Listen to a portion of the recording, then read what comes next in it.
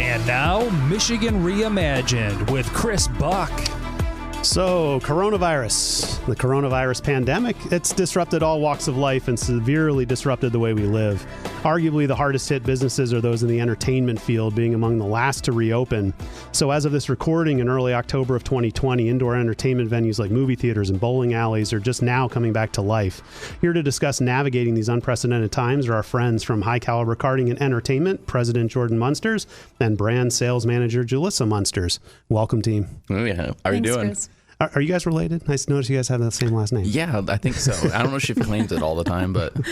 Husband-wife team. Yep. High Caliber Karting and Entertainment. Uh-huh. And this is going to be kind of a two-part series. This is part one for those listening at home, but they're two very different themes. But you've been on the show before. You know, we really tried to hype your launch, and it was, just such a creative use of space and hopefully a tale of things to come. So let's talk a little bit about kind of what High Caliber Karting and Entertainment is for those who don't know.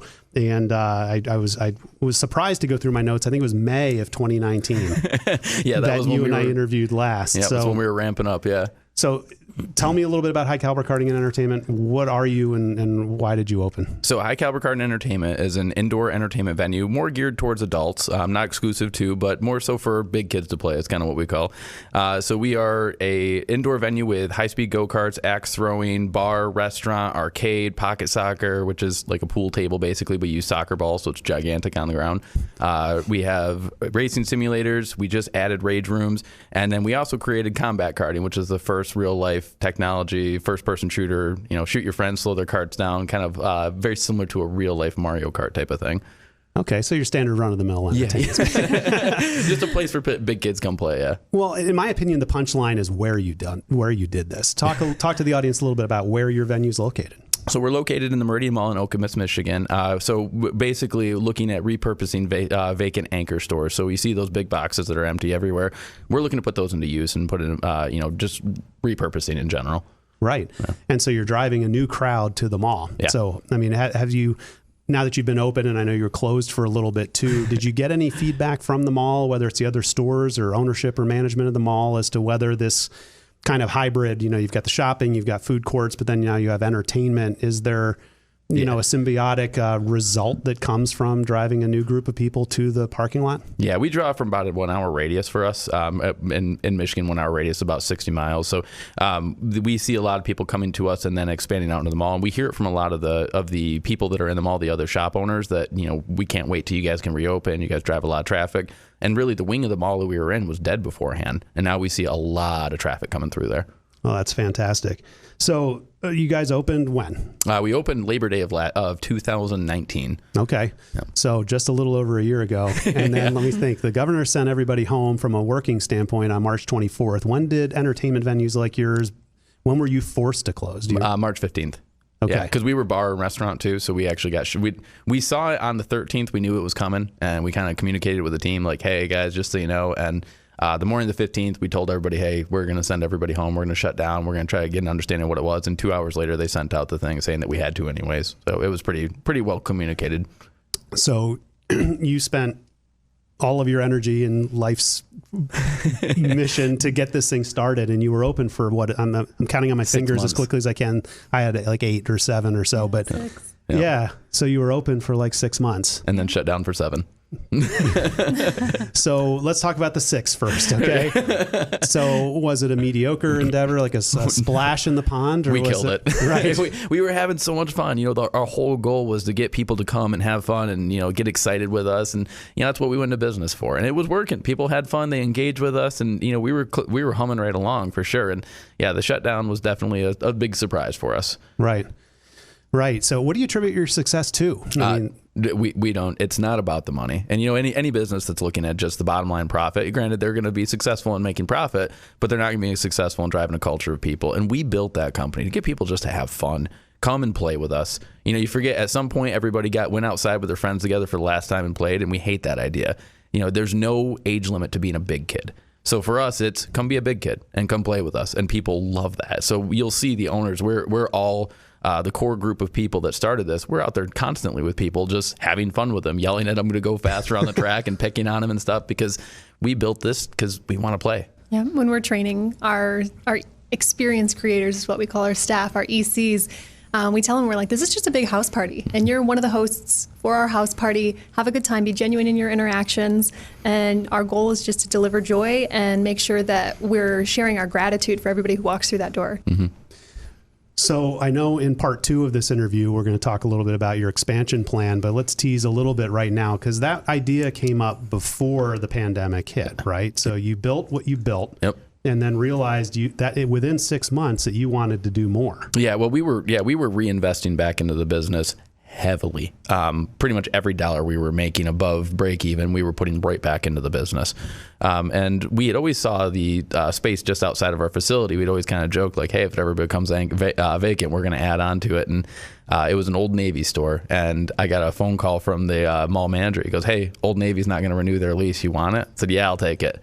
And he goes, all right, well, there's 3 spaces after it that you should take too. I said, okay, let's do it. It just gets you down to the next hall, right? Yeah. We take the next wing to the next opening, and it connects in and whatnot. And yeah, they were great with working with on it, and we've been working along with it throughout it. And so, yeah, we're still moving forward with all that. All right, well, we'll get into the details of that later on, but that's a fascinating story. So the news comes that you got to shut down, and clearly everyone in the world is making this up as we go along, right? Yeah. So nobody knows what to expect. And your first thought is, am I going to die from being really sick? And then your second thought is how am I going to keep my business afloat, right? You know, and so, you know, the PPP came out, and there was incentives, and there's, you know, there all kinds of stuff. So kind of walk me through how you both navigated the emotion and then the realities of being forced to close down and having these employees and you know, I mean, the customers are going to obviously do what the customers do, but you had employees and bills to pay and all of that stuff. So how scary was that, and how'd you get through it? The biggest, you know, at first it was the 15 days to flatten the curve type of thing. So we thought, okay, you know what, let's just take a pause on it. We'll get things rolling. You know, we had a ton of projects we were working on. So we put together a task list. We kept everybody on staff, said, let's work through all these things. After about 30 days, it was like, okay, now we're starting to get concerned for our staff. And I don't think our concern really ever left how this was going to affect our staff the entire time. That was our biggest, like, we wore that. Mm-hmm. You know, and seeing some of them, you know, start to struggle through it, and hearing some of them, hey, I had to take a different job. It breaks my heart. Please let me know if we can end up coming back, and things like that. It was tough. You know, financially for it, we had been putting some money away for that expansion, because we were going to have to pay for the large portion of it in the very beginning portion of it. So that money we were strong to be able to go into this. PPP came in. It wasn't what we were hoping for, because they take your last 12 months of salaries to be able to do it. And for the first 6 months of it, it was 5 people on staff. The second 6 months, it was 75 people on staff. Mm-hmm. So that PPP money was gone very quickly. But one of the things during the entire time was trying to figure out, like, how do we pivot and how do we, you know, get prepared for this? Because it's not the new normal, it's the new now. So how do we prepare for that? So we had planned for outdoor entertainment spaces, things like that, to try to get things back up and running and get it back to normal. But unfortunately, that didn't work out. And why not?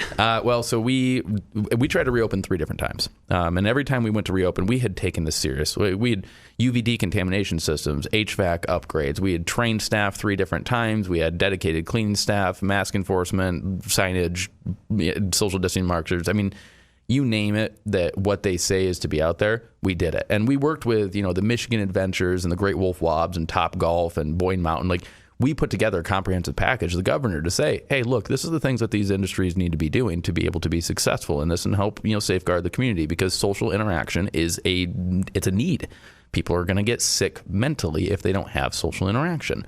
So let's do it safe and let's do it right, so that we can do this. We don't spread it just by people trying to find ways to do it that don't have rules with. Every time we went to open, the rules changed. And the third time we went to open, the rules changed literally the day before we opened. And I said, nope, we're opening. We're doing this. We're doing it right. You cannot go to a business and find that it's done better. We had done soft opening with people. We had polled them on how we were doing with it, and they felt comfortable with it. We went to open. That weekend, we received a cease and desist order, because we're a part of an industry that they didn't feel comfortable with being open. Regardless of what we were doing, it was just that we were associated with an industry. Okay. Now, you talked about people you collaborated with, or at least followed their lead. Was it an actual collaboration? Yeah. Okay, so the Top Golfs and the Great Wolf Lodge and other places that kind of brought a bunch of people in to come have fun. Yeah. You did have dialogue with these folks and talked a little bit about best practices, or were they just publishing So it was a group. It was a group effort. I'm sorry, who was the Michigan Adventure? Julissa has spoken with her. She put the pieces together initially for it, and then she sent it out and said, okay, let's go by industry. So water parks, indoor amusement, how every single one of them was broken out differently. We did a comprehensive, it was I think a 48-page document that said, here's every industry, the expectations of what they're going to do, and here's how we're committed to be able to do it, and here's how we'll be able to show you that we're doing it. And was that presented to government? Yeah. Okay, so it was rifled up. I don't know if it goes to the governor's office or whether it goes to, I don't even know who it would go to. But there's a COVID-19 preparedness panel, right. And then the governor's office both received it. So, okay, so you presented this package as an industry group of leaders and said, here's what we think is what you're looking for, and can we do this, and would we be cool? I mean, was there an ask, or was it just more of a... they didn't ask us to do it. We had handed it to them just to show you. Yep, we were proactive about it. And I think that was in May when we did that. And quite certain it just went right in the trash. Huh. Yeah, there was a lot of deflating moments. We made all of these efforts for our business personally, and then we made, all of these connections to network and, build these relationships and rapport with business owners similar to ours. And then, we felt like the door was closed before it was even opened up. So there was a lot of moments where we were like, man, this is, just getting to the point of being deflating, and then trying to pivot and strategize of what can we do, right? Because there's a lot of businesses that just turned on a dime and they started offering things they never did before just to be relevant during that time. And we got to the point where we're like, our brains coughing up dust, Right. We really are just not getting the opportunity to do anything even remotely close to what we were doing. Mm-hmm. So was the mall able to help with any of the, the rent or? We didn't ask them for the longest time. And last month was when we first asked. All this time we've been paying all of our insurances, our rents, our vendors. We look at it like they're our partner. Everybody we do business with is our partner. For us to say our money is more important than theirs, I don't feel comfortable with. And we had found out CBL, their national tenant, they own I think 74 properties across the country. When I went to them last month, they were like, man, what took you so long? So I didn't want to get here, guys. And they said, you were the only tenant in the entire country that has been paying this the entire time. And I was like, guys, I want you to be successful. You need money too to be successful. I know I'm not going to make or break your difference with this, but I want you to be successful. And they're like, what do you need? And we bounced around a couple ideas, and they're like, anything, you're fine. And I remember saying, I feel like that was too easy to leave something on the table. And they said, no, you're the only tenant that's not screaming at us and asking us to give away everything. You've proven throughout this process that you are a true partner to us, and we'll do anything to help you. And they have been. That's fantastic. You talked about outdoor options and ideas that you had. I guess there was also rules, though, about how many people you could have in an outdoor venue. Is that what prevented you from jumping on that? Because it seems like the mall or the township would probably accommodate that. Yeah, they accommodate it. We had the building permit, the additional liquor license. We had spent $40,000 in additional outdoor stuff. It was because you could have 100 people out there. And we thought, people can stage out there. We can bring them up in small groups inside to control it and stuff. The executive order that received a cease and desist, the one that changed the day before, also said outdoor entertainment was banned, even though all of our competition across the state was open. We were the only kart track that was not open during this whole thing. Is that because they were outdoor? It's because we were in Ingham County, unfortunately. Oh. Yep. Interesting. Okay. Yeah, there was 11 of the 13 cease and desist orders that were given in the state of Michigan came from Ingham County. Literally, our entire competition was open. There was arcades in the Lansing area. Arcades have been banned literally until this coming weekend. They've been open the entire time. So watching our competition be open was very challenging. That was one of the hardest parts for us. All right. Sounds like that. I didn't know that. Sounds justified, but I got to believe there's another side to that story, and maybe there'll be a future interview. But I get the passion and the ownership that you've put into this, thinking you're doing it right. I can see how that would be deflating. So, Julissa, talking to you a little bit about, the brand, right? And trying to encourage people to come and you were working on, you were knee deep in private parties, right? And you had all these rooms and you talked a little bit about your first time through the holidays and all of that.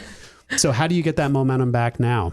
Yeah. So, it's challenging, right? So last year during this exact time frame, we had over 700 event requests. We were literally drowning in them. We didn't have a team built up in order to maintain that much volume of inquiry. And so, now at this point we have that team in place, but, we're where we used to be getting, 35 or more event requests a week. Right now we're, getting maybe 3, 4, because our audience isn't necessarily ready, or they don't necessarily know that we are indeed open. So we're working to get the word out with that. And during the shutdown, you really have to strategize from a brand management perspective, because you don't want to appear tone deaf. You can't be using the same marketing that you were using in the past and not, address the climate, that's happening. So we did different giveaways, and we did a community art contest, actually, which is unique, in what we're offering. But in the expansion, we have a program coming up. And so we got the community involved, and they voted, and we trickle released what we're launching. And Well, that's fantastic. Well, I'm really proud of the work that you've done. We've been talking with Jordan and Julissa Munsters of High Caliber Karting and Entertainment in Meridian Mall in Okemos. 6 months open, 7 months closed, getting ready to relaunch. And I wish you nothing but the best. Congratulations. Thank you, Chris. Thank you, Chris.